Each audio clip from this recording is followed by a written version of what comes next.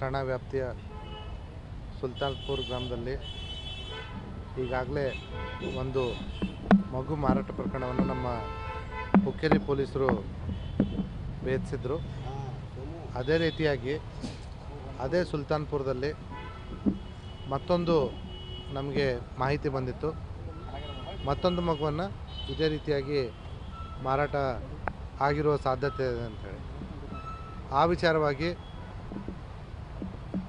ಯಾವ ಮಗು ಮಾರಾಟ ಆಗಿದೆಯೋ ಅವರ ಸ್ವಂತ ತಾಯಿಯನ್ನು ನಮ್ಮ ಪೊಲೀಸರು ಸಂಪರ್ಕಿಸಿ ಅವ್ರ ಕಡೆಯಿಂದ ಒಂದು ಕಂಪ್ಲೇಂಟನ್ನು ತೆಗೆದುಕೊಂಡು ತನಿಖೆಯನ್ನು ಕೈಗೊಂಡರು.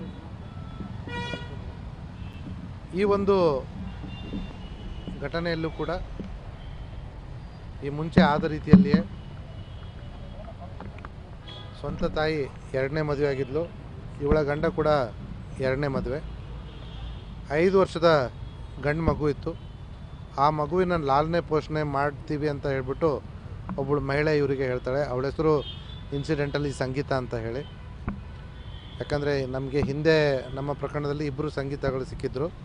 ಈ ಪ್ರಕರಣದಲ್ಲೂ ಕೂಡ 2 ಸಂಗೀತಗಳಿದ್ದಾರೆ. ಬಟ್ ಇವರಿಗೂ ಅವ್ರಿಗೂ ಸಂಬಂಧ ನಮಗೆ ಕಂಡು ಬಂದಿಲ್ಲ, ಮತ್ತು ಇವರಿಬ್ಬರು ಕೂಡ ಬೇರೆಯವರು ಅಂತ.